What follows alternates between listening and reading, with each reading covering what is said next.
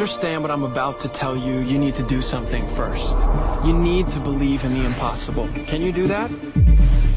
What do you desire that you can't have? When I eat a brain, I get visions. Don't ever come back to Gotham. You have failed this city. Jesus, what kind of a preacher are you? There's about a dozen ways that I could stop you right now. But I don't think I have to. In the future, my friends may not be heroes, but if we succeed, they will be remembered as legends. Welcome to the DC TV Report for the week ending Saturday, October 28th, 2017. I'm Edward O'Hare, nickname to be determined. And I'm Sara, academic by day, freelance writer by night. We're here to bring you recaps, news, and commentary for all live-action television shows based on DC Comics. And we have 6 new episodes this week, bringing them to you. Yup, another full boat, a lot going on, and some news even outside of outside of DC TV. Yeah, our news is wide ranging this week.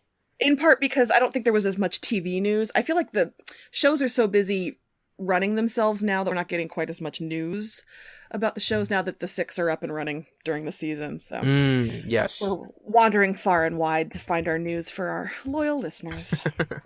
Yeah, but we do have some stuff to talk about, and we have 6 episodes. Like I think that's enough. I think that's a lot to get through. Yeah, it actually makes me nervous that some other show is going to pop up during these 6 running. Can you imagine if we're juggling 8? Ugh. Yeah. I mean, it's, and I liked all the episodes. I don't want to spoil anything, but I think we had a solid batch this week. Yeah, they were good. I enjoyed them. All right. So you want to jump right into Lucifer? Absolutely. Yes. Let's talk Lucifer. All right. So this week, what would Lucifer do? Season 3, episode 4. Chloe, Lucifer and the gang solved the murder of a counselor at a ranch for troubled Utes. Chloe tried confronting Marcus about his apparent disdain for her. Amenadiel shared his recent revelations about his task on Earth and tried spending a day walking in Lucifer's shoes. Last minute reveal, despite Lucy's taunts, Amenadiel promised to be there for his brother as he works through his feelings for Chloe and his recent evolution. That was me saying, I'll be there for you. Yeah. You know what? Did you notice the music cue, the songs that were in this episode were like really on point, like much better or more noticeable than in other shows? All of my musical love goes to Supergirl this week. I'm sorry. Okay, all right, but that one scene where Amenadiel's walking through the club. That one was pitch perfect. Yes. So yeah. Amenadiel's sticking to his guns. He's not going to take it. So for me this week, the crime was sort of meh, but Amenadiel was more than made up for it. I so enjoyed all of that with him trying to be Lucifer. Can we talk for a second? This clearly demonstrates that Lucifer's clothes are somehow magically enhanced because Tom Ellis's clothing should not fit D.B. Woodside, right? Those two things should not. So when Lucifer says, I will turn over my closet to you, that would not, he would rip through them immediately because he's more swole is what I'm saying. So I enjoyed the magic properties of Lucifer's threads. I don't know. Am I underestimating? Just for me, Lucifer on the horse. Oh no! With the delinquents bagging running the enormous grow operation and marketing division, it felt just a shade too far for me. In a show where the Prince of Hell solves crimes in LA. It just was a step too far for me. Yeah. I mean, see, this is one of those things where, from a logic standpoint, no, this is really stupid. The fact that there's no one else around that he could just walk and take over the whole operation, yeah. and inside of 45 minutes, these kids already have their own cartel and assembly line and everything else set up. But it was really, really funny. It was funny, but it just, I guess I got hung up on the logic, and that's not usually me, and I'm going to have the reverse complaint in Supergirl that other people got too hung up on logic. But for me, I was just like, how was all this always there? Was there nobody else that would, I don't know. Yeah. No one else to look, but I just, it was one of those things, and this is the kind of thing where Tom Ellis is so great in that scene. From the whole thing, from him at the whiteboard, and it's just like you go on that journey with him, and he, for some reason, and me of all people who always gets hung up on narrative, like it's just the one thing that was like, yeah, I know it's stupid, but it's really, really cool. Well, and I enjoyed Chloe's unsurprised exasperation. Where did you get the horse? Like, she's not surprised. She's just, of course you have a white stallion. Of course. What do you mean? I could also... Yeah, that's you're right. at a horse ranch. Hello. That's right. You just go with it. You don't question that he's on the horse until Chloe even says, like, where did you get? Yeah. They're like, where'd you get the horse? I think the bigger question is, why did it take you so long to get on a horse at a horse ranch? That's probably more accurate. It's Lucifer, after all. I also would like to watch Lucifer dip potato chips into Nutella every week. Just kick back in the police precinct, obviously stoned out of his gourd, dunking chips into chocolate. It was perfect. Yeah. And it's funny that's a scene. That's a scene where like Marcus defends him. That's like another point. Yeah, where Marcus is a real dick, but you can't help but like him for that. Like, even he gets it. He gets it, and even when Chloe doesn't. Let's talk about Marcus for a second. Yeah. So he had an interesting thing hanging out with Chloe. Like, all of a sudden she finds out that, he doesn't cajole her because he doesn't think he has to, and he actually does really respect her. And she saves his life. So I think, and he saves hers. I mean, it's mutual. Mm-hmm. He takes the bullet for her, so she doesn't chase down the fleeing suspect and calls for help for him. That's true. And yeah. I thought that was really cool. I thought the last scene in the hospital room was a little weird because you could tell there's some kind of drops that like he knows more about this situation than he's letting on. Yes. So here's my critique, and this is a semi-writerly critique, but early on, Ellis made a point of saying, don't listen to what he says, look at what he does. He noticed how I took my coffee, he got it for me, he's observant. He's not going to say, I appreciate you. What he's going to do is he's going to hand you the cream for your coffee. So that's a great little character detail. But then in the hospital, he literally says, I understand what Lucifer sees in you. You're very special. So you take away that, what does he do? And you literally make it about what he's saying.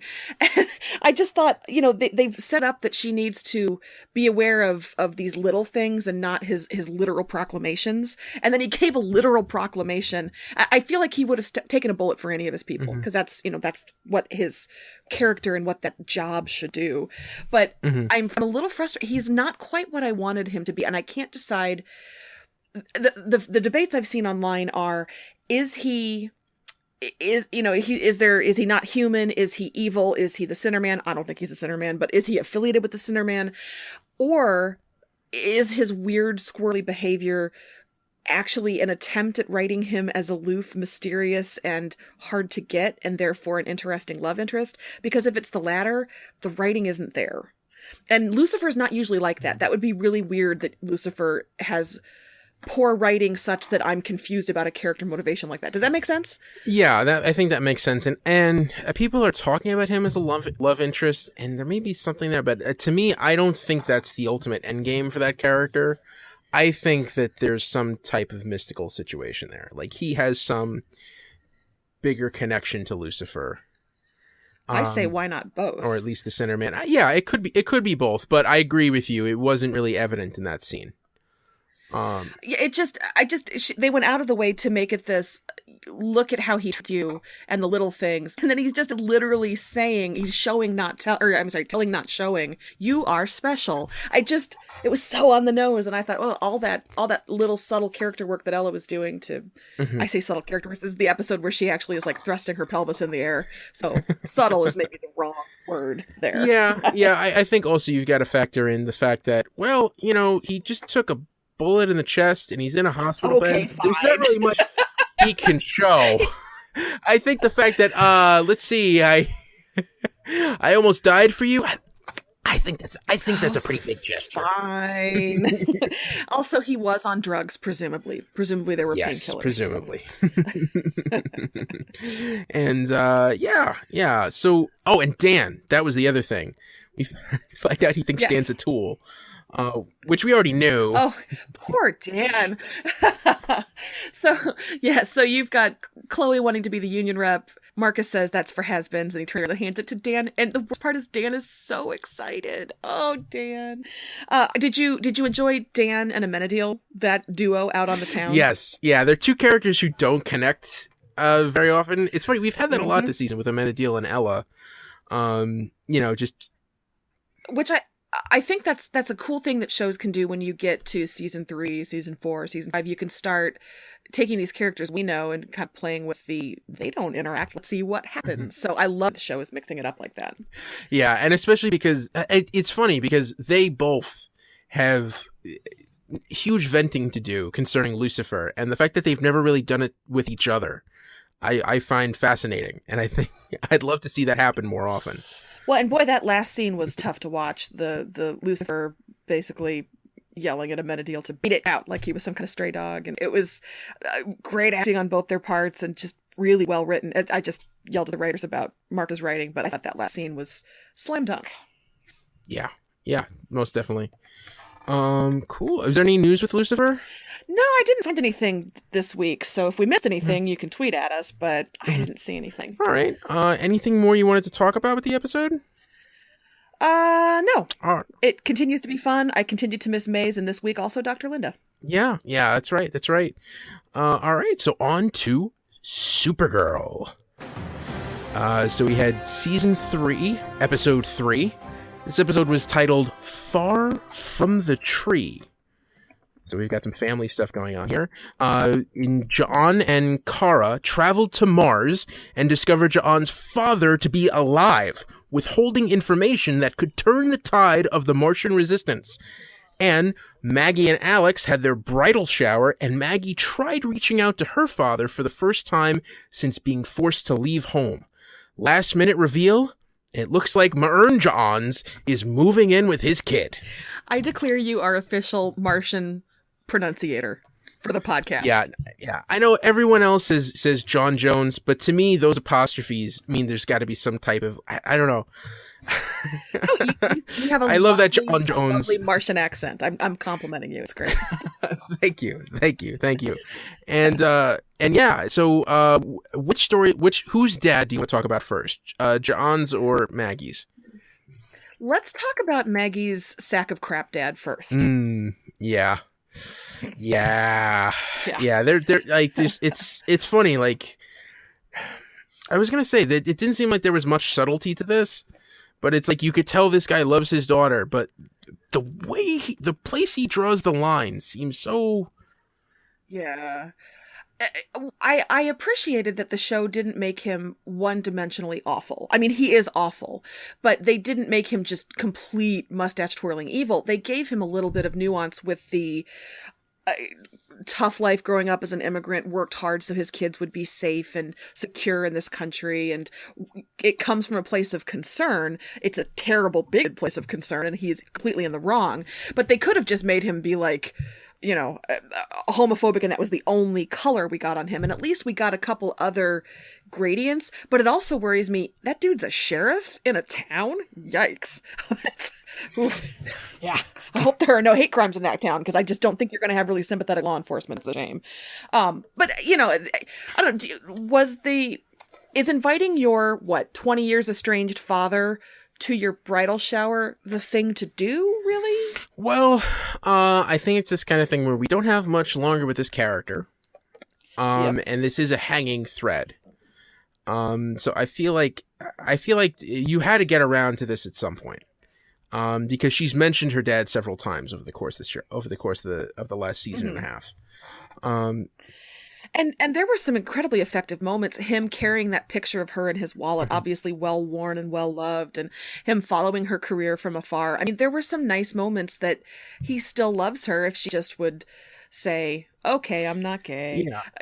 I think he'd be so glad to have her back, and that's heartbreaking. And I think probably a fairly realistic depiction of what a lot of people go through with families that don't accept and understand. But it just felt a little rushed, maybe. Both of these storylines were so big. I kind of wished we'd had a smaller B story so we could have had more time with each of them as an A story. Well, I think it's one thing that these were the only 2 storylines in the whole episode. Yeah. I color code my notes and I only use 2 highlighters for the whole thing, which is rare. Same. I recapped this. This is one of the 3 shows I'm talking about tonight that I recapped. And for EW.com, check it out. And when I can just say, okay, here's a story and here's a story, boom, in one chunk, so easy. It's like cheating. And that's not usually the case with Supergirl. Usually there's a couple more things woven through and I have to ignore whatever James is up to this week. So I didn't even have to do that this week. Yeah, no. And although I will say, I think it was brave on the writer's part to not have him come in and just accept her right away and just be okay with her. It's like, yeah, I was a different person then, and to show that he hasn't changed. Yeah, it would have been a little too easy to say everything's forgiven. I love you. Hug, kiss, kiss. Happily ever after. Yeah. Now, I wouldn't be surprised if he comes back and changes his mind by the wedding, if there is one.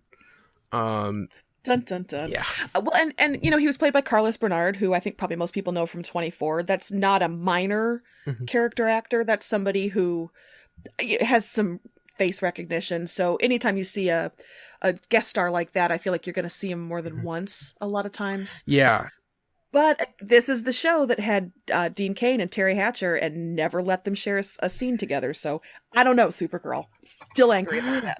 Yeah. That was weird. Although it's funny, like when I heard Dad, for some reason I confused this with Danny Trejo playing Gypsy's dad on Flash, and I thought for a minute that Danny Trejo was going to get off that bus, and then I remembered like just before, it's like, oh, okay. Oh my God, what if Danny Trejo plays all the dads in the CW verse? At least for the Latin female characters. That's right. But yeah, no, I thought I thought it was an interesting storyline. Now this whole thing with them like just now talking about having kids. So I've mentioned I mentioned the last couple weeks, I thought that was a little weird. Yes, and it's they talk about, they have clearly not talked about having kids, and when they do talk about it, they talk about it in the middle of a field op, which is strange.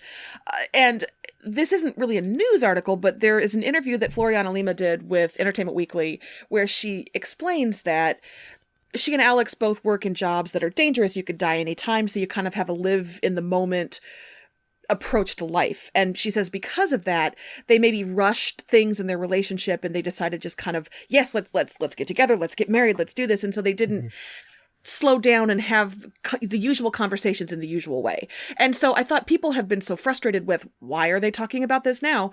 There is an explanation that she has given in an out-of-show interview to a reporter.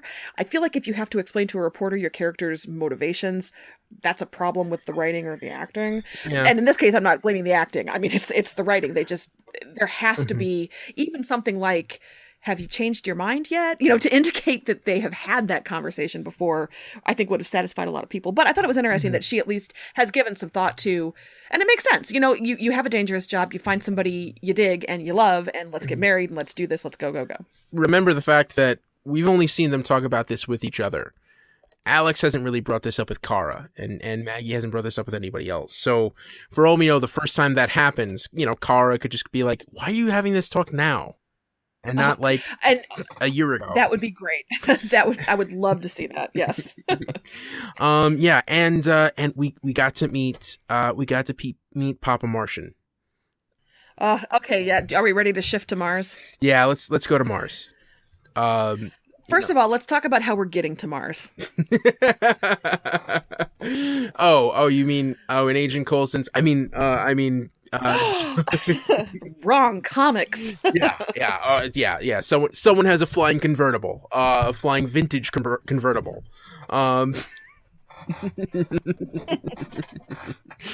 Yeah, no. I thought that was really cool. But yeah. So John has his own spaceship that he disguises as a classic car and just keeps in a garage someplace. And he and Kara get in. It transforms into a spaceship because evidently Martian technology all works like on shapeshifting, which I think is a really cool idea. So in the mornings when you get ready, your toothbrush shifts into your razor, shifts into your brush, shifts into your Martian technology. Yeah. And it's funny, we were talking about last week how expensive Mars could look. What did you think of the way they showed Mars on a limited TV budget? I am very forgiving of TV shows trying ambitious things, especially on the CW budget. So the complaints that I heard from people about Mars, again, this is malcontents on the internet. It was all in a red spray painted cave. It had gravity. Kara was breathing oxygen, and they were all speaking English. Table flip, nerd rage. This show is trash. This is the critique I heard. I say, please take a seat and watch this TV show, which is taking us to Mars on a number 5 network budget. So, I thought it was fine. I mean, I liked the establishing shot with the rover. That was a clever little, here we are on Mars. It's red. And then, we go underground. It's fine. I thought, when you go to, let me try this, John's home, it looked appropriately strange and otherworldly. The gravity, the oxygen, the speaking English, it's fine. It's a science fiction television show. That's fine. That did not bother me. It bothered a lot of other people. Were you irritated by that, or do you understand? No, not at all. Not at all. I was not irritated because, if Martians live in caverns and caves, that would explain why we've never seen them on a satellite. Obviously. And also, Kryptonians, with when it comes to Kryptonians, oxygen breathing has always been optional. So, to me, I think she would be able to handle it. Maybe they have oxygen in the caves. We don't know. Exactly. That they're underground. They could have gravity creation, oxygen generating, English language translating machines. We don't know the Martians. We don't know their lives. Yeah. I also love, and it's funny because later in the episode, Mern explains this by saying that, we always take the form of our guests to make them feel more comfortable, which is why once they show up and for most of the episode, all the Martians take human form. Yeah. But he said it, my problem was he said it to John and he's not human. I don't think he'd seen Kara yet, had he? No. So that didn't hold a ton of weight with me, but I get it. They don't have the money to do the green Martian faces. It's fine. That doesn't bother me. They do what they have to do for storytelling purposes. So I did not get all hung up on that, but I was just curious. A lot of the internet really didn't like this episode, and that surprised me. And I don't know if I was giving it too easy a pass because I found the Maggie storyline effective emotionally, and I found the Mars storyline, I found the John's family storyline incredibly emotionally effective. And so was I forgiving a multitude of sins because this episode made me cry? I don't know. But this episode made me cry, and I liked it. And Carl Lumley, if he's going to be on TV every week, I'm so excited. Yeah. What do I know that guy from? That he's one of those character actors who's been in everything twice. Well, he's Sidney Bristow's partner on Alias, and he was the voice of the Martian Manhunter on... That's right. On Justice League. That makes perfect sense. You know what? He was Mannix. I know him from Alias, but others might know him from Mannix. So he's one of those guys who's just everywhere all the time. And I think he's perfect casting for this part. I thought those scenes that they shared together were heartbreaking. And when he finally gets him to realize it, I was so happy. And now I'm excited to see him be, the angry dad on the couch. Angry at Earth. Did you so things I loved. I adored, of course, the shared memory of the lost daughters / granddaughters and the way life was and everything that the white Martians took from them. I loved him getting to Earth and being so overwhelmed by the parking lot weed. You know, that he's from this place. It's underground. It's not a dead planet, but, you know, it's a dusty planet. And so he sees this little weed poking up through the parking lot asphalt, and he's just blown away by it. The whole thing was so lovely. Yeah. Yeah. By the way, do you hear that dog barking in the background? Yes. He's got some things to say. Damn it. All right. It's not bad. It's not super yeah, loud. But... Okay. All right. In case the listeners pick it up, that dog is going to be shipped to Hawaii the day after we record this. He's going to be forced to take hula lessons. He's going to be greeted with a lei at the airport. Okay, it's my brother's dog, and he's stationed in Hawaii, and we finally got clearance to ship him away. I am not a dog person, so this is something that's been bugging me for a while. But it's almost over. So does that make you a cat person or a ferret person or a? I guess I'm a cat person. Yeah, I guess I'm a cat person. Although the cat I have right now is mentally challenged. Aww. And by that I just mean she's really stupid. Is she one of those where you toss the treat and it lands right in front of her, like a brown treat on a white floor? You're like, it's right there. It's right there. Go get it. It's right there. No. It's right there. It's right there. No, she refuses to be held. She likes curling up in plastic bags in a way that almost suffocates her. And she has this thing where, like, her killer instinct immediately turns into fear at the drop of a hat. So she'll be, like, looking to pounce on something, and she'll, like, get up and start going and then start running, and then she'll decide, no, I don't want to do that, and her legs will stop, her front legs will stop, and her hind legs will keep going, and she'll just, like, fall over and roll up into this ball of failure. That is clearly a recipe for internet stardom. Have you filmed her? No, because one, it's like that was when she was a kitten. Uh-huh. And she's kind of moved past that a little bit, although I could probably get it to happen again. And it's one of those things where, like, I never had the patience. Cat talk on the DCTV report. I could listen to you talk about your cat for the rest of this episode, but I suppose we can. Yeah, her name is Patrick. One day I'll have my mom on, and you guys can kibitz all about it. Yes. I have a cat who started falling off the bed. He just kind of, he's an older kitty and he keeps kind of losing control of it, and he just tumbles off the bed. So the whole side of the bed now just is covered in pillows and an old comforter, so he's got a soft place to land. They're dummies and we love them. So back to Mars. Anyway, Supergirl. I thought that storyline was really cool. I thought it was nice to check in with Magan. And I think this was an interesting way to handle the Martian Revolution. Also, we're like, the staff of Franmir is now on Earth, and what does that mean? It's invitation to invade us. I mean, is that like alien bait? yeah. I'm sure we'll have that storyline before the show's end. That'll be next season. That'll be like a big. That's not staying there for long.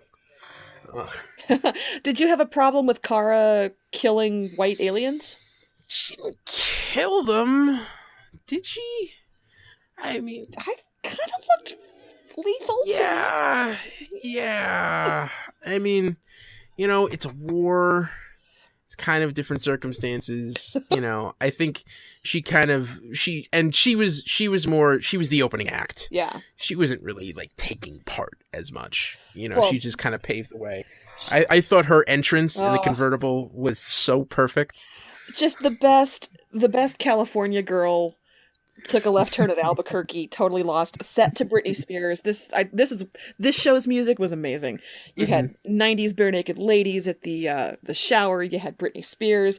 The music director must be about my age, because I feel like that is the music of my best years of my life, and that's what the music director embraced. So not that these aren't the best years of my life, but oh crap, that could get heavy. Yeah. Oh crap, we've been talking about Supergirl for a while. Is there any other news?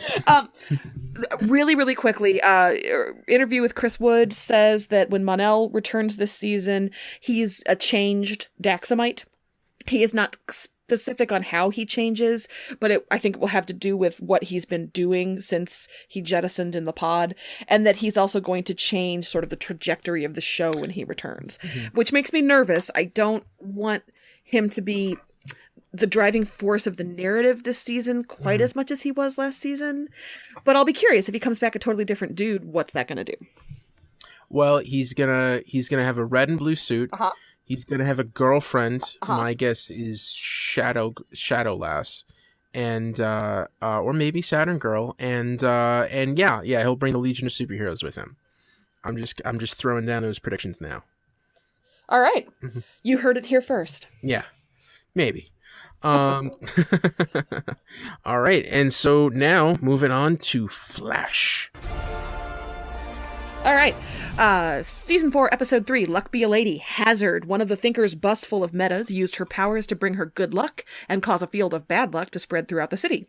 Earth 2, Harrison Wells portaled through to deliver a breakup cube to Wally from Jesse, scold Cisco for playing fast and loose with the Speed Force, and lament being kicked off his daughter's support team. Iris and Barry's wedding plans began falling apart, causing Iris to get desperate. Casa de West had major plumbing problems, and Cecile talked with Joe about selling the old homestead. Last minute reveal, Cecile is preggers. A lot going on in that episode. that was a busy episode. There was a lot going on. That was action packed. Let's start with the bad guy. I thought that Sugarland Beard as Becky Sharp, aka Hazard, was delightful. I love this episode from top to bottom. Honestly, this might be my favorite Flash episode for the fun, goofy, for the fun, light touch Flash we loved in the first season. I can't think of one I liked more.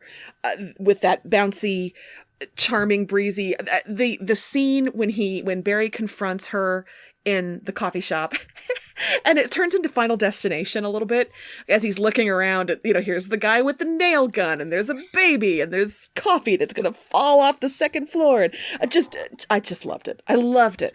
Yeah. And I think that's exactly, it's funny. It's a great dilemma. That because that's the kind of thing the Flash can do so many things at once, but like, can she even give him more than he can handle? And I love also the fact that she's not really aware of exactly how much she's causing everything to go out of whack. Yeah, she's the sunniest villain I've ever seen. I enjoyed her. A+ work on somebody in the background as she's causing chaos. Who makes soup so hot? It's like spilling. Oh my god, the whole thing was just wonderful. So she's obviously somebody who, if you have her back too much, is going to wear out her welcome, but I would love to see her return at some point. Yeah, that's like a once a season. That's like that's like Q on Star Trek: The Next Generation. Like you don't kill the golden. You can't have Q show. Well, I mean, he just plays with the rules of the universe too much to have him just popping in and out all the time. Hello. Yeah, but when she shows up, it's always going to be fun. And also, we found out exactly how the Thinker worked. He planned to have this bus show up right where Barry unloaded from the Speed Force, and there's a bus full of metahumans now. That's kind of Team Flash's fault. Not kind of, it is Team Flash's fault. Yes, it is. Well, I guess the Thinker manipulated it, but they were the spark to that flint. Yeah. The strike to that match. And we've met 2 of them so far, and now we know who they are, because evidently Caitlin and Cisco were able to figure out from those signatures who else was on that bus. So, I don't know if we're going to see them being hunted down, or if they're going to just all start coming forward at once. It's going to be interesting. Well, and I like that is the setup for the season. If that's what they're doing, is we need to track down these metas from the bus. We have a whole new objective, and it feels like the kind of thing that you could contain in maybe the first half of the season, or could spread out through the season. So I kind of like those quests when they're defined like that. This is what we're doing. We're going after this group of people. Yeah. So Earth 2 Harrison Wells. This was the one thing in the episode that didn't feel as tight as the rest of it. Especially because I was so fond of HR last season. Well, Yeah, this to me felt like the wrong Harry.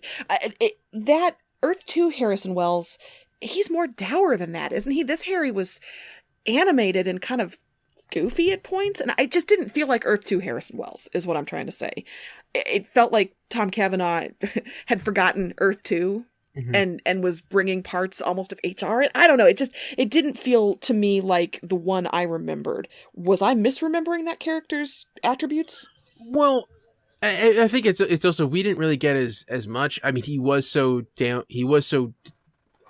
down in that season because such horrible things was going on. Have a really crappy season. yeah, and he's had a chance to breathe a little bit. Plus, I think it's also like that's a strain on Tom Cavanaugh. To have one, he's having to keep track of 6 different characters who are all the same person. Sure. But also, like, you can't be down all the time. I think this is kind of like they're trying to figure out how to recalibrate this character, and it's taking time. Sure. Well, and I will say, I love Tom Cavanaugh. I don't think he can do any wrong. So that wasn't a criticism. I enjoy a livelier, slightly quirkier performance from him. I've loved him since Ed. And so that's one of the reasons I'm so fond of Flash, is because I get my weekly quota of Tom Cavanaugh.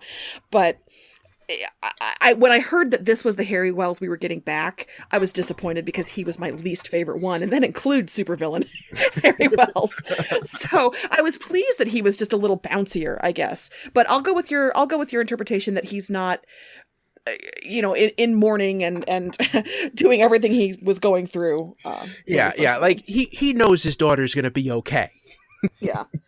He's on the outs with her a little bit, but he knows it's going to be okay. And I think you'll see him settle in a little bit over the next few episodes as he kind of gets back into that mentorship role. Yeah, I'm excited. Yeah. Question, you, my comic book friend. Wally is leaving to spend some time with a friend in Blue Valley. Yes. Is that a comic in-joke? Well, in the comics originally, Wally West was Iris's nephew, who grew up in Blue Valley. Like that's his original hometown. He was the nephew from Blue Valley, who became obsessed with the Flash and news articles, and then found out that his aunt Iris knew him, and became really good friends with Barry, and that's kind of how he became Kid Flash and this is back in the 60s. But yeah, so that is a reference, I guess. That's his hometown. That's his Smallville. Okay. Well, that's nice. It was such a specific reference. I figured it had to be something like that. Yeah. Also, Stargirl. If you know her from in the comics, that's where she's originally from too. Okay. Also, I think that they finally got that actor's hair down. At least it's recovered from last episode. This is funny because in my notes I have, is he leaving to sort out his hair? So clearly we're operating on the same wavelength. Yeah. Well, it wasn't last week where it looked like it had an animal like hanging, like clutching onto it. At least it looked like it all kind of grew out of his head. And all kind of in the same direction, more or less. Yeah. So yeah, and I guess he's going to take a spell because this show has too many characters. Well, they're not wrong. I think that's a fair assessment. And Iris running around this week. I literally have no notes on this. Meh. No notes. Meh. Yeah. The whole Rush wedding thing. I think parts of it were very funny, but a lot of it was like, whoa, this is happening way too fast. And it's also like, if you have a run of bad luck, why are you playing into it? Like, why not just like take a step back? Like, okay, we gotta wait a couple weeks and let this sort itself out.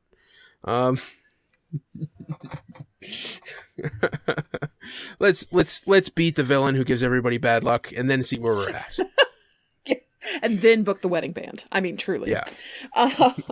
I just so loved that the final scene as everybody's luck starts going wrong, and I guess it wasn't the final scene, but Barry slipping on marbles and Barry getting clobbered by that huge sign in the casino. Oh, the whole thing. I thought the climax for this episode was pitch perfect. Yes. I thought that was really good. I especially loved Harrison have the whole thing goes on a hunch that Harrison has at the very end. I think that's perfect. That's the kind of thing where like we know exactly what we're doing, and then like no, it's the exact opposite, and then he just stops, and then boom.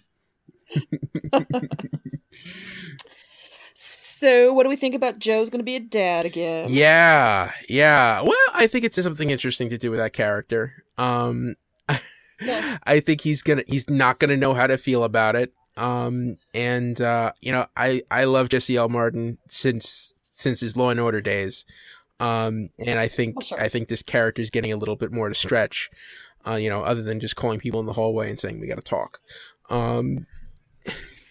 Okay, Flash writing team, I need you to look at me right now.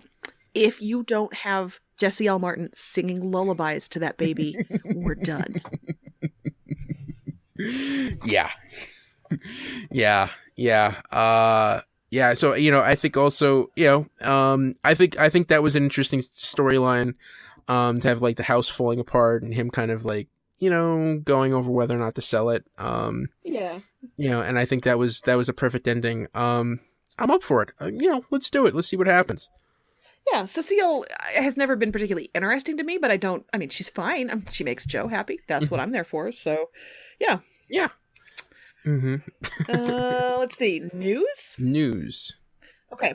Actually, I think this is the two coolest pieces of news. One is that I believe it's next week's episode or the episode after that is Iris's bachelorette party. Ooh.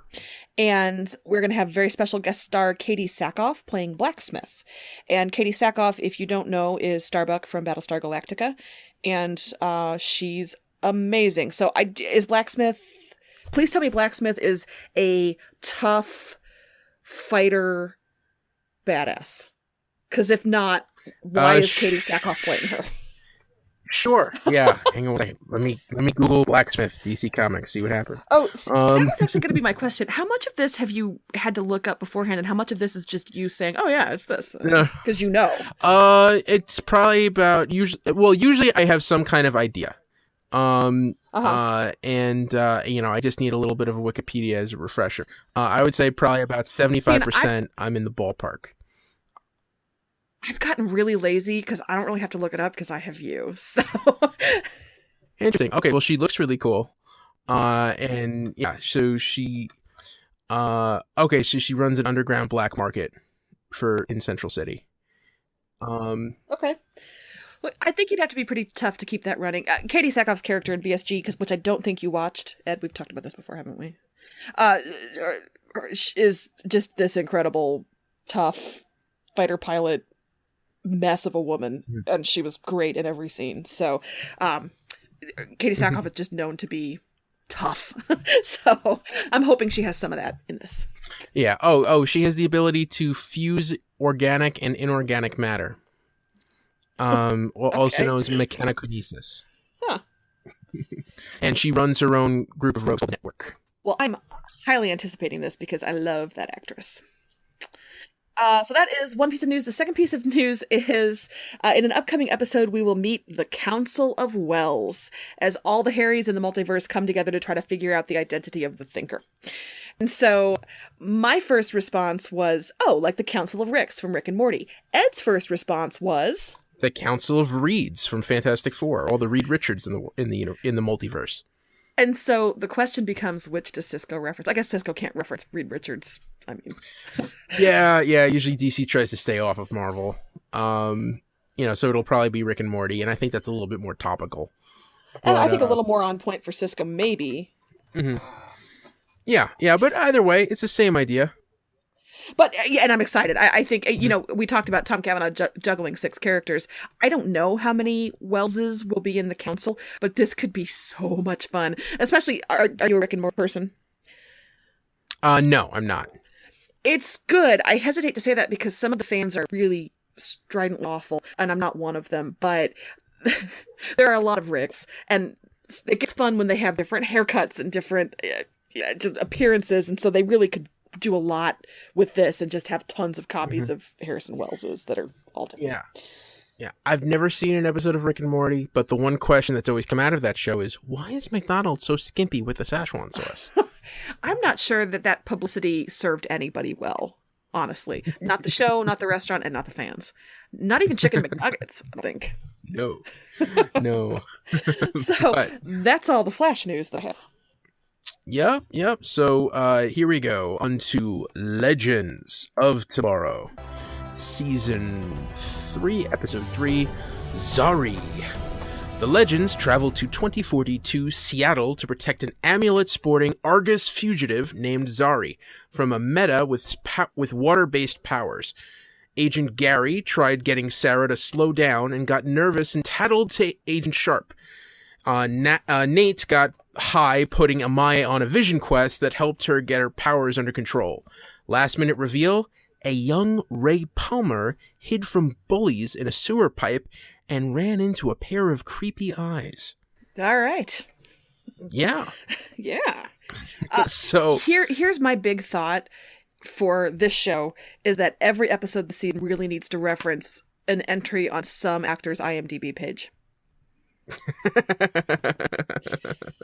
Because of course we have the Prison Break reference this week. Last was Titanic, so you're going to slip one into every episode. I'm kind of excited about that. Yeah. Another show, Prison Break, another show I didn't watch. I want to say I got about 3 episodes and then Yeah. But so Zari Tomaz, or as I know her, Isis. Awkward. But I guess you can't use that name. This was a very different version of her, but I enjoyed this.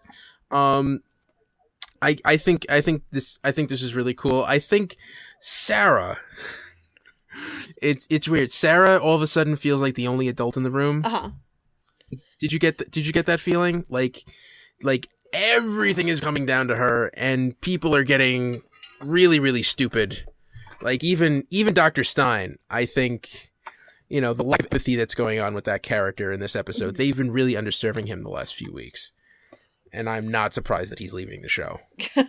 Yeah, it kind of makes you wonder if that's a chicken or the egg, because he's leaving, are they just like, we're done writing for him? Or is this just what he saw coming down the pike and he made his decision? Yeah, and I like a Sara who grudgingly is the adult in the room. And she was quite as grudging. I just don't get when she... Okay, fine. Somebody has to be the grown-up who is going to steer and going to negotiate and be the peacemaker. And I enjoyed that. As always, I'm missing Rip. I just really miss that actor and that character's presence. I understand that he was the adult in the room, and so it didn't give the other characters quite as much room to operate in ways. But I just still miss him. Yeah. It's weird to find just the quirks that everyone's having on this show. It's starting to get a little much for me. I don't know. Yeah, I didn't super love this episode. I really liked Zari, the character. I like the way she tricked him. I like the fact that we have kind of a bizarro Argus in the future. That's a cool, universe tie-in. I'm on record as saying I've never been especially fond of Nate. I just never thought he brought much to the table. So I got to tell you, an episode that he spends tripping balls is not going to be an episode that I'm like, yeah, let's rewatch that. No, yeah. I just, yeah. I mean, that's kind of how I react when when one of my friends gets super high for no reason. I've had a deal. Well, and he spent. Okay, are we talking about Wicked Theory? No, not the Wicked Theory guys. Not the Wicked Theory guys. They know how to handle themselves for the most part, except when I'm trying to go over, the movies I saw before the Oscars. But that's a different story. You really do suffer for your art. It's a shame. I like that we have a more humane setup over here on the DCTV report. Yes. Yeah, no, but everyone's been in that situation, whether it's alcohol or drugs, that one guy who's just like, oh no, you just see him fall into the room. And then it becomes I'm going to have to be the adult here. All right, take away the sharp objects, put on something that won't stain when you puke. Yeah. All right. Yeah, and the worst is when that person stands up and tries to act like nothing's wrong, like they're completely sober, and you're just like, Do we have belts that we can pull him into the chairs? He can't. Just lie down. Just lie down. And Nate had spent the previous episode drunk, and then this one high. I don't know. It was just a lot of Nate after a lot of Nate last week. Mm-hmm. So, but like I said, Zari seems great. I like that she's smart and tricksy and angry, and that's cool. Again, I also like the way the writer is already really full. I just don't really need another person on board, but if it's got to be somebody, I'm glad it's her. Yeah. I think this was. I mean, it's funny how they leaked in the comic book origin a little bit. It's still a very different character, but you know, and they're tying her to Vixen with the amulets, and we got to see Kuasa, who is that water-based hero. Although they didn't. Sure, the key to surviving Time Wars is to have a great-grandchild supervillain, because they'll guarantee that you stay alive so they can be born.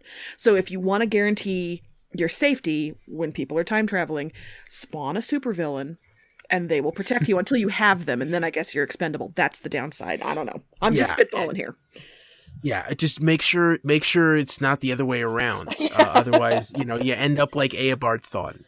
Yeah, like that hero can't find out you're a supervillain. That's when things get messy. Although again, I say vasectomy, man. Dang, like there were other options. I think. Oh, and I really love Gary. I don't know. Gary's I'm enjoying great. Gary. Yeah, Gary's great, and I did love that game of chicken that Sara played. Yes. I thought that was like perfect White Canary. That's like straight up. Like, you want to play this game? All right, let's play this game. We're not going out that easy. Any Legends news? And Cinema Blend reports that executive producer Phil Klemmer said they're going to kill off a major character this season. That last season had been a little too maybe light and low stakes, and so this season they want to remind us that people can die. Now, obviously, the thought is it's going to be Victor Garber's character because he's leaving the show. That's, will they go the obvious route? Will they suppress? I don't know, but. Heard it here first. They're gonna kill off a big character.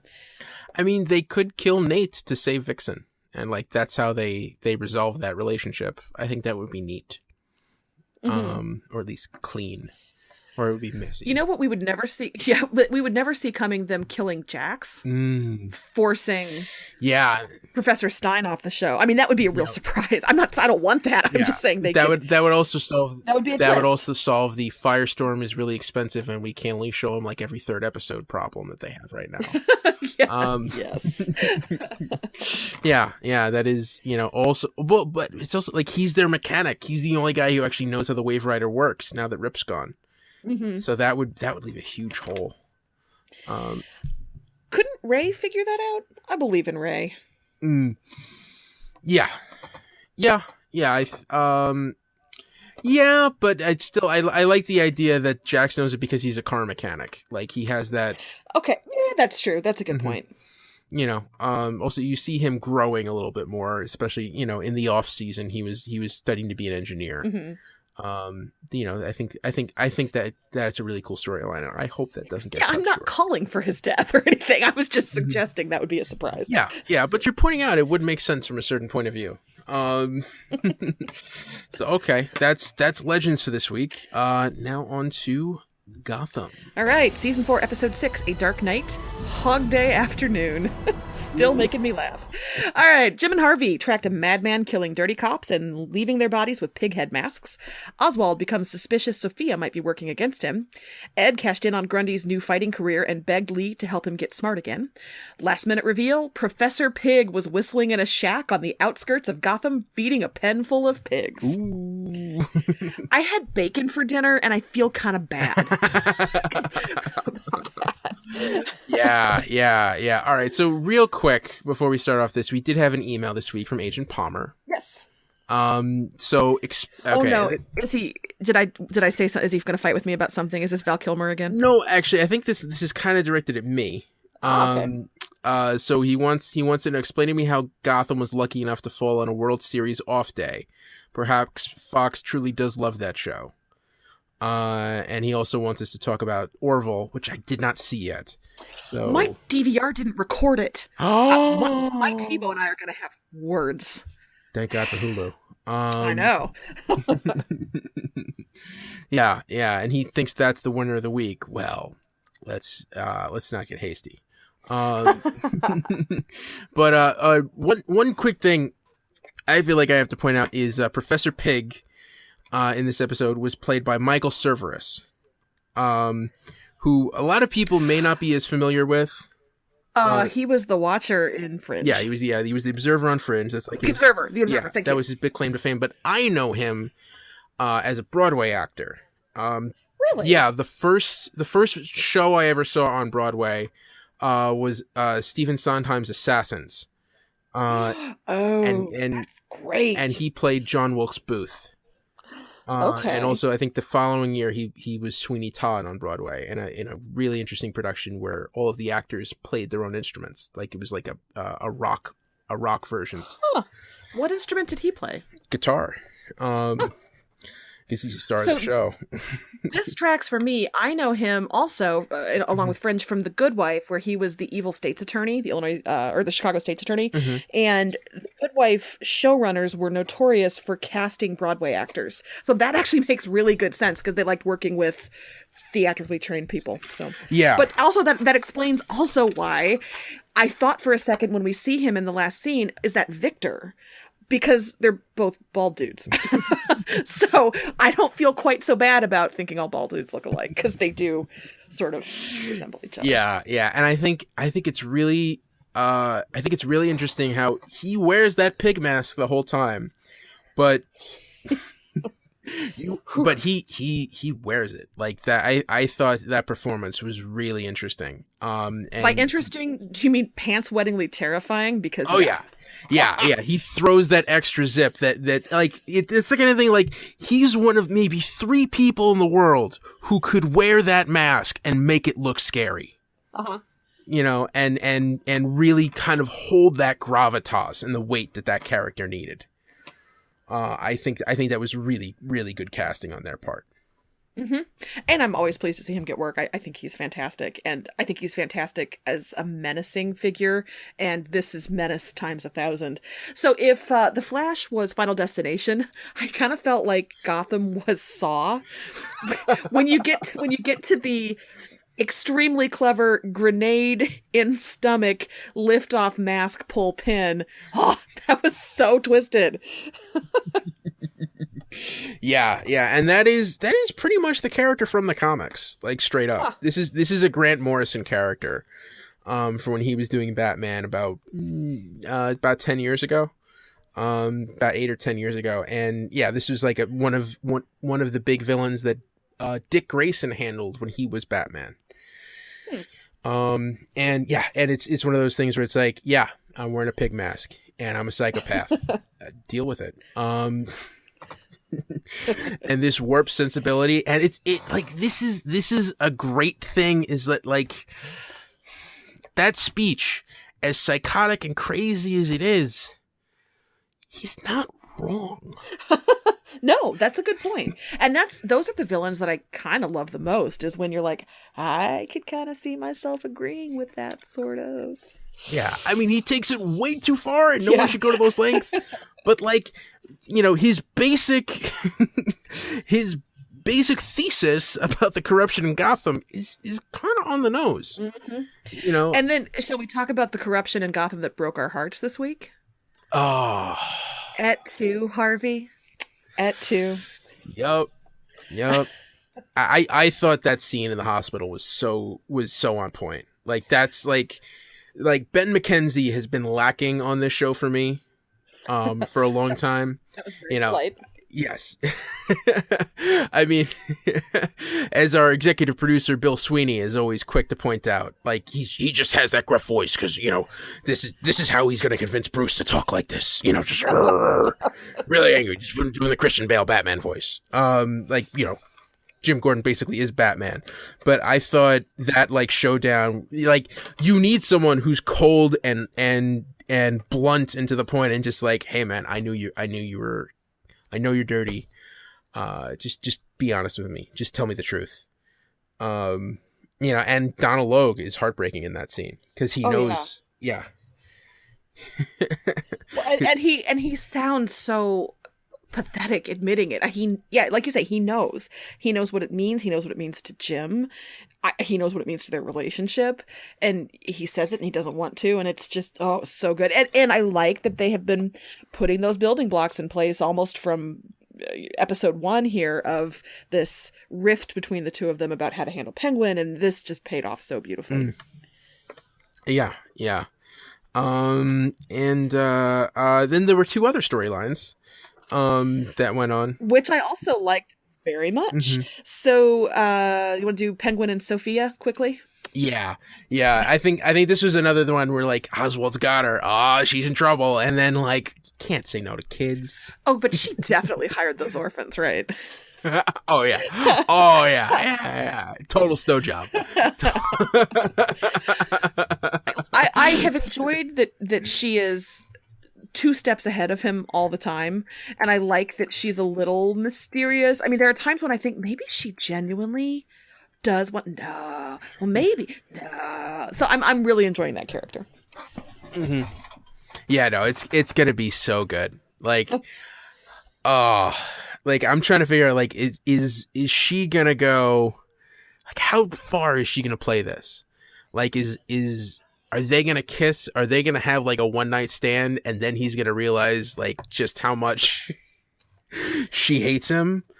Like how far is she willing to go? And I think that smile and everything else, like she seems really compassionate, and we would believe her, except the fact that we know that she totally, this is all an act. Yeah, and real props to that actress. And she also looked a little like Where in the World is Carmen Sandiego in that last scene, which I enjoyed. Wow. She had the hat. You're right. Yeah, go back and rewatch it. She totally did.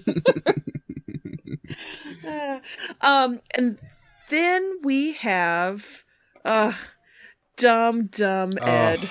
Poor dumb Ed. Oh, I hope they keep him dumb for a long time because I'm really enjoying this. Yes. Yeah. And smartly. Well, it's also kind of it's so dumb because like, he's like begging her to do something, and I'm just trying to figure out like how is she gonna make him smart again? Like, what tricks does she have in her bag that are all of a sudden gonna make him, come back together? Like what puzzle piece is she gonna add to the mix? He's not smart enough to know that she can't do that. So, yeah, pretty much. I mean, I'm sure she will. I'm sure that's gonna be what they write. But it's kind of funny to think of him being like, oh, she could fix me. No, she can't, kiddo. Yeah. Well, it's also kind of like, from her perspective, like, I mean. I could drag this out as long as I want. Why not just take his money? He's not really. Yeah. So I have found a recapper who writes for Sci-Fi Wire and recaps Gotham, who I really enjoy. His name is Danny Roth, and he pointed out how thrilled he is by this version of Lee that we saw this season, because she's so much closer to her comic book counterpart, who works for the needy and does it for goodness, and also because she didn't once mention the name Jim. And so he was excited to have a female character on this show who isn't a villain, which, if you think about it, is zero. So he's funny, and he made really good points, and everybody should check it out. Danny Roth, Sci-Fi Wire, Gotham Recaps. But I'm curious about that. Do you feel like this is a return to comic Lee? And are you pleased about this, or do you just want her to stay away from Jim and maybe exit as quickly as possible from the show again? No, I think this is perfect. This is comic book Lee Tompkins. Yeah, I think this is exactly on point. Like, this is the direction I want her to go in, and as long as Jim Gordon stays as far away from her as possible, this is going to be lovely. Honestly, if she falls under his spell again, and if they, oh no, I want them to stay so far apart. She's learned her lesson. I think this is the kind of thing where, like, if they did come across each other, which again I don't think is going to happen for a little while. I don't think you're going to see any of those same sparks fly, especially because he's kind of entangled with at least one, maybe two other women right now. It's true. But no. I actually really like this direction, and I know I was lamenting it last week, but I'm actually really glad they came back if this is what they're going to do with her. Well, I do so love that actress, and I just kind of, I have always felt bad for Lee, and I root for her, and I love that she's doing it because she wants to make it right after the virus was released, and she was under the virus's control, but she feels responsible, and I like the hard-edged eyeliner fight doctor turned compassionate. Okay, honey, here's the lollipop. Thanks for your time. I don't know anything about medicine. Yeah. Sorry. Yeah. And we got to see Grundy fight. And we got to see Grundy. Poor Grundy. Yeah, poor Grundy. Like, really, just Ed best friend. Oh. just really just jumping right into it. Like, yeah, just playing. I thought Grundy was great. I thought, Gotham was really strong. You had 3 really strong storylines this week. Yeah, as we said, I think all the episodes this week were good. There wasn't one that made me roll my eyes, other than, again, Stoned Nate. That was all. Mm-hmm. Yeah, and there's no news for Arrow this week, right? No news for Gotham. And then we get into Arrow. Yep. So, Arrow was season 6. Episode 3. Oh no, episode 3. Episode 3, Next of Kin. Diggle stepped into the green suit and struggled to keep control of the team as they tracked a group of thieves using strobe lights and nerve gas. Quentin tried to convince Oliver to act on a city council bill to outlaw vigilantes, and Will got worried about a math test, and Oliver asked Felicity to help Will study.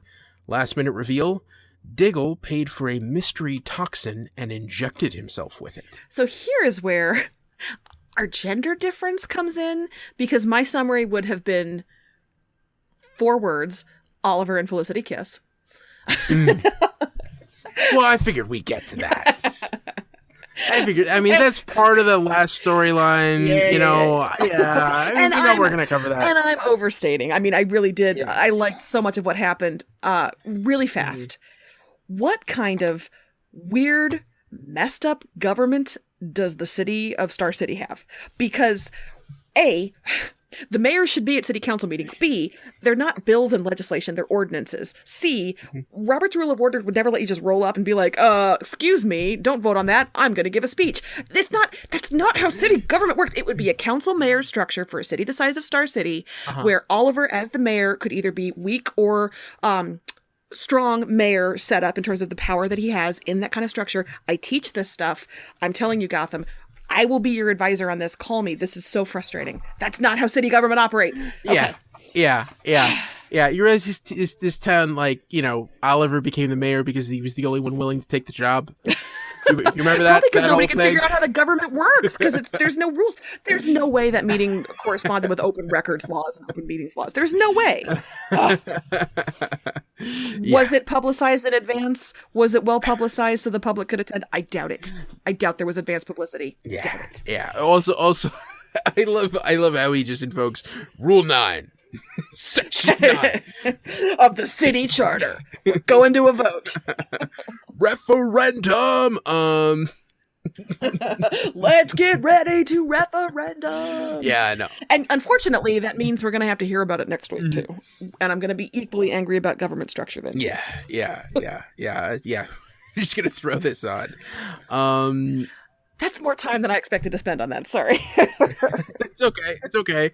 So yeah, I don't mean to brag, but I called it. Which part? I called it that Felicity would be able to connect to Will better than Oliver, and that they should have been together from the beginning of the season. Mm-hmm. I called that at least 2 weeks ago on this show. And I think what it also did, and it's a shame that it took this many episodes into the season for that to happen, it made me actually kind of like Will, or at least find his scenes more interesting. than the previous 2 episodes. They started writing him a little bit more like a 12 or 13-year-old, which helped, I think. But I found his scenes a lot more palatable this week. And I don't know if it's the writing, if it was being with Felicity, if it was quadratic equations. I'm not sure what it was, but I did find him better. Yeah, this is what ages, because I didn't remember quadratic equations till like sophomore year of high school. I don't remember quadratic equations. No, I can't help you there. No, you don't remember the formula with the little song that went with it? X equals negative b plus or minus square root b squared minus 4ac all over 2a. No, don't remember that. You have shocked me into silence. I have never heard that. That's not how we roll in Illinois. We don't sing about math here. Yeah. You obviously never had to take the Math B Regents. That is correct. Yes. Yeah. Anyone who was in high school in New York State in the last, I guess like 10 years ago, they finally went back to calculus, algebra, trigonometry, algebra, geometry, trigonometry. The whole Math A, Math B thing. That was a dark time in New York City education history. Deep cuts with Ed O'Hare on the DC TV report. Yeah. But yeah, I actually enjoyed those scenes. That who knew? So I'm glad they're making the kid. And I like that Oliver seems to have improved his relationship with William because he agreed to set aside the Green Arrow persona. So at least we have sort of an understandable impetus for why William might relax a little and start to open up a little more, because Oliver has said, I'm doing this for you. Presumably.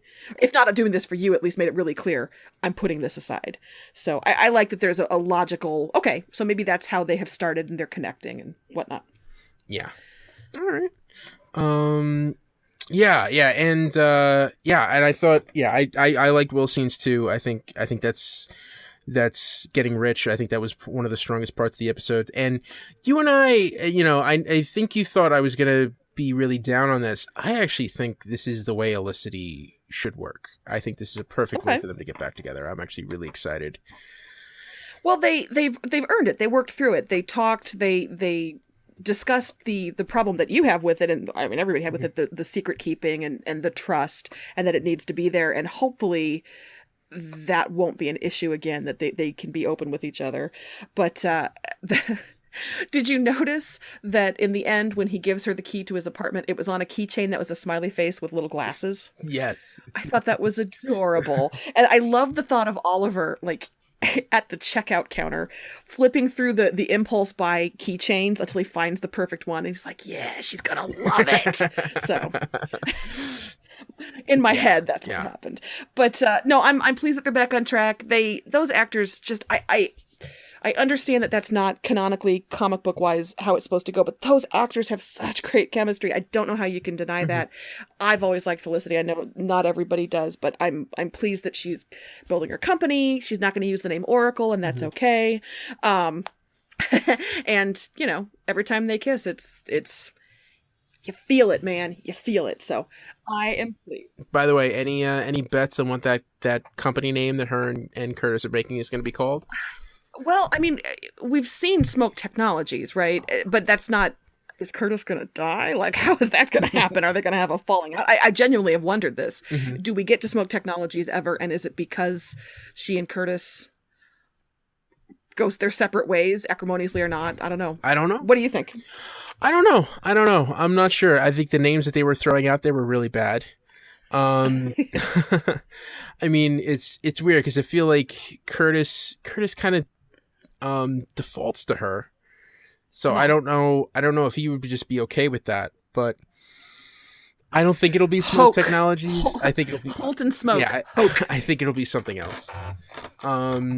So and Diggle had a rough episode this week. So I loved, but I hated this. I loved the Diggle struggle. I love that character. I love the thought of him trying to make it work as the Green Arrow. I hate that they're keeping this secret from Oliver. What have we learned? What have we learned? Don't keep secrets. I get that they're doing it because they don't want to burden him. He's got too much on his plate. I understand where it's coming from, but it's It's dangerous. It frustrates me that he and Dinah don't share that. That is probably the biggest issue I had with this, is that's such a dumb decision. Am I judging them too harshly? No, you're not. Although I would say to Oliver, how does it feel, asshole?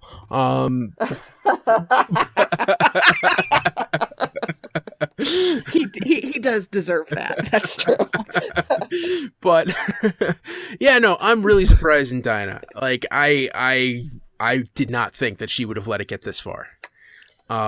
Especially like when Wild Dog stepped out and Renee was like, "Hey man, we got to do something." Like Oliver did the right thing from his perspective, but like, John should have come clean. Yeah, Renee didn't have all the details, and if he did, yeah. So, but the good stuff of that, oh my God, that opening scene where John Arrow jumps off the building and Dinah sonic blasts him over to the next rooftop. That was amazing. I loved that. So much fun. And then, oh my God, have you ever felt worse for the deaths of NPCs in Arrow than you were for those two dudes in the truck? Yeah. 30 seconds of them fighting over the radio, and then John getting in his suit, and the awkward silence, and the "you have terrible taste in music" told us more about those characters than I think 5 seasons worth of background characters on the show. And then they both die. It was really well written and really sad. Yeah, I thought that was that you're right, that was really sad.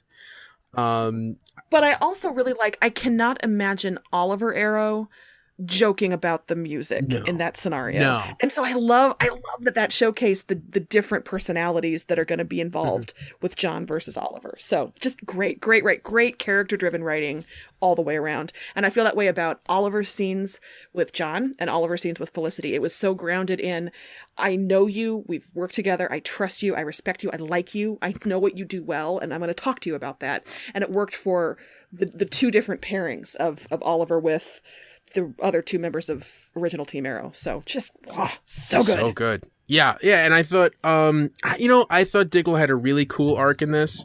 How he finally got his mojo back and was able to take out Onyx Adams, our villain for this week. Oliver's pep talk worked. He had that amazing fight around on top of inside the car. It was great action stuff. The action bits in this were really well done. Like that. Yeah, I thought that sequence was great, and to have it tainted at the very end, and realize such a gut punch. Because truly, I was just like, yes, character growth. He listened to Oliver. He's got it together. John, what are you doing, John? John, no, what are you doing? Well, he's not going into the Hall of Fame now. Wait, was that a sports joke? Yes, it was. We've discussed this. Yeah, sorry. So what was it? Agent Palmer laughed. That was for you, Palmer. Yeah. So my first thought, anytime anybody on Arrow has a mysterious liquid that they're injecting, my thought is always Mirakuru. But that is green. And I suppose there are more substances in the Arrow universe than just that. Yeah. I mean, it looked like it was like an amber, kind of like... It was kind of amber, yeah. Kind of like a pea gold, something like that. I mean, it could be Tetravirus. We don't know. There's your next Bruce Wayne Batman crossover. Oh, I just had a Gotham thought that we didn't get to, but that's okay. We can talk off air. Yeah, we can talk. But no. So that's that's such a gut punch. But I thought it was a really cool journey. Was there any news for Arrow this week? Again, like most everything else, very, very light. Although this one's really interesting. Heroic Hollywood had an interview. I think it was Wendy Miracle, producer, saying that they are in the casting process right now for the actor to play Vigilante, which, if you recall, last season that was left as a question mark. We all kind of thought it was going to be Adrian Chase. It wasn't. Surprise. And but they had indicated that Vigilante was somebody that we knew, that we'd seen before.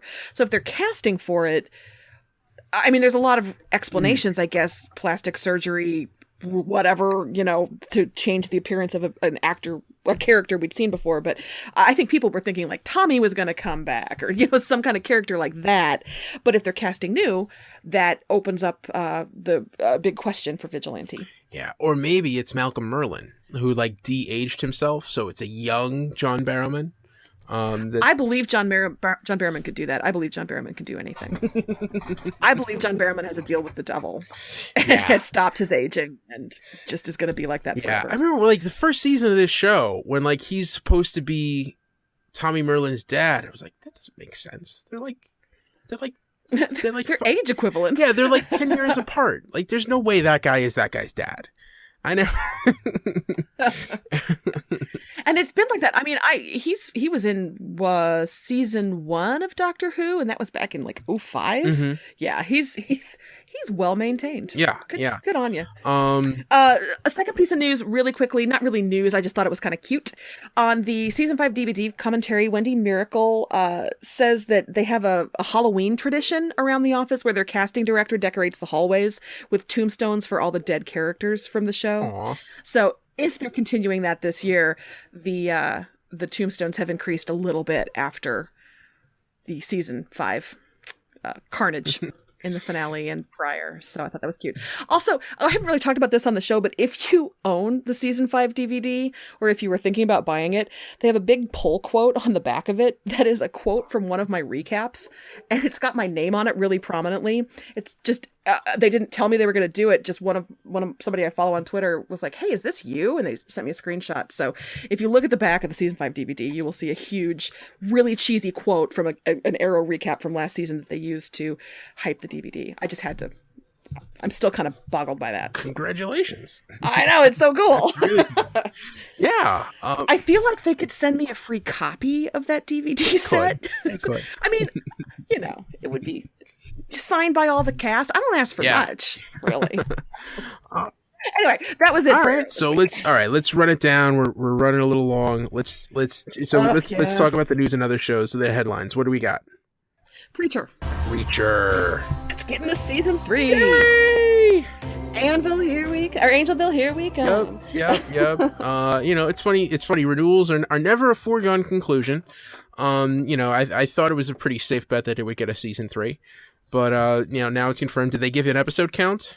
Oh, I really just saw Seth Rogen tweet, "Hey, season 3, we're on." So I haven't seen any kind of details, nothing about filming dates, air dates, anything like that. So I think people might have to, pay attention to the Preacher versus Preacher Twitter account that's linked to the Preacher versus Preacher podcast to find out news about that. Yeah.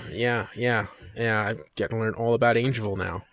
But it's exciting. I didn't love all of season 2, but I liked more than I didn't like. And we've talked at length about on this podcast and on Preacher versus Preacher, my hopes and a lot of people's hopes for what they might do in season 3 to sort of course correct, reset, and also take from the comic the cool stuff that should be happening in Angelville. So season 3, here we come. All right. What else we got? Other news, iZombie, it's all Veronica Mars. Rob Thomas produces iZombie, but the big news is that he and Kristen Bell have said that they're going to try to bring a limited run miniseries back for Veronica Mars, and that's the only thing that comes up if you Google iZombie this week. No mention of platform, no mention of funding, no mention of distribution, no mention of dates, but I believe it's going to happen. I believe, Marshmallows. Well, and I may be saying this as a fan of Kevin Smith, who hears him bring up a new project he's involved in every 2 weeks or so. And most of them don't pan out. So the fact that this isn't attached someplace and doesn't have a distributor yet makes me a little nervous. See, and I have a different approach. I think that cast and those people know the ferocity of the fandom. And I mean that in a good way. I don't think that's a toxic fandom the way some of them are. And so I don't think they'd say it if it wasn't pretty on track. And the movie renewal from a couple years ago, that was a Kickstarter thing, so they didn't have any place for it. They just had fan enthusiasm. So I think they're going to be careful with announcements, and they wouldn't have said anything too early. But I have had my heart broken before, and you have too. We all have by these kinds of things. So I'm looking at you pushing daisies. I'm looking at you. Canceled too soon. Oh, no closure. For me, go ahead. Yeah, for me, it was Hannibal. Oh God! I mean, at least we got an ending in Hannibal, but I would have happily watched another 5 seasons of that. They were murder husbands, and I loved it. No news on. Wait, did we just both choose Brian Fuller shows? That was weird. Yes, we did. That is weird. That's why we're partners. Yeah, Okay. Makes me afraid for American Gods. At least we can read the book on that.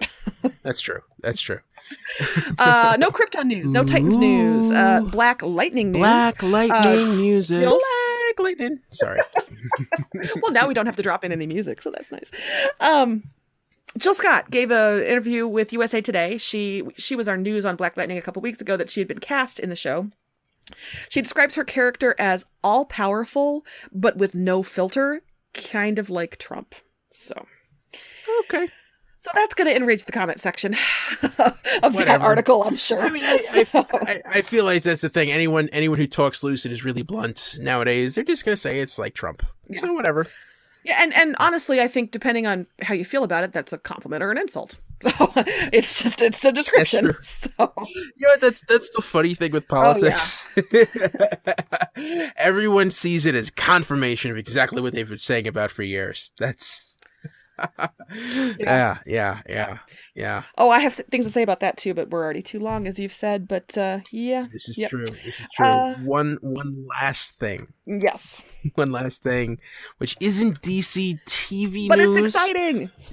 But it is exciting. As everyone knows, my favorite comic book character, my favorite superhero, is the original Captain Marvel, who nowadays goes by the handle Shazam.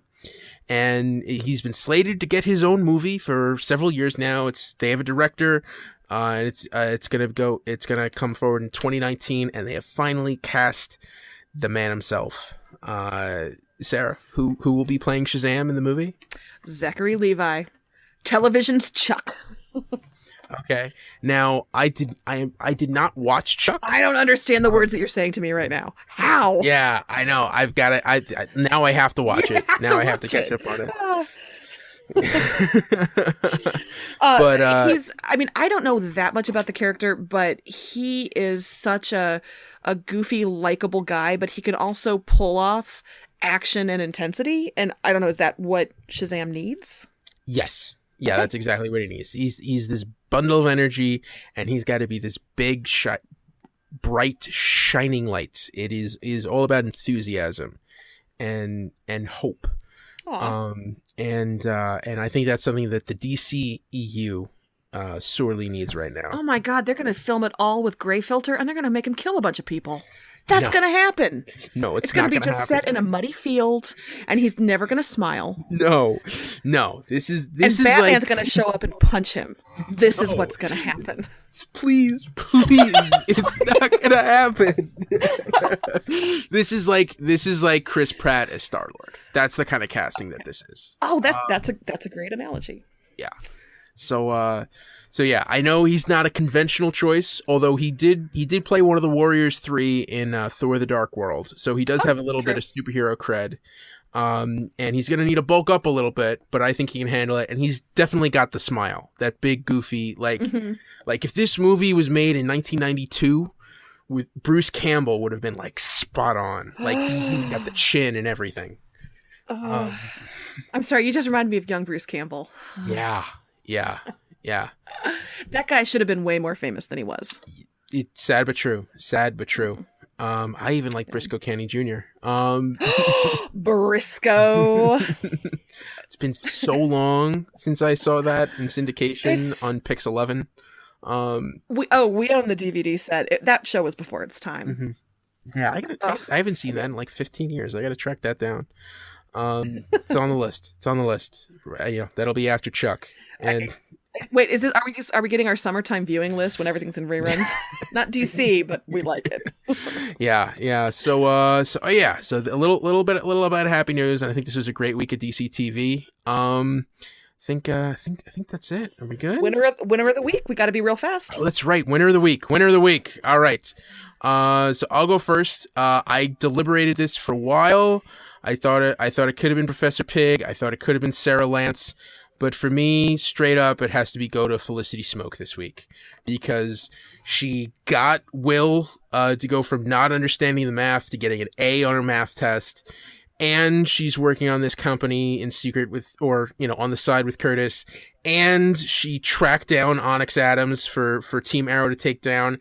And she built that prototype, cool The green monster. Bo for Diggle. So like she was working her tushy off this week. And that's my obvious go-to winner.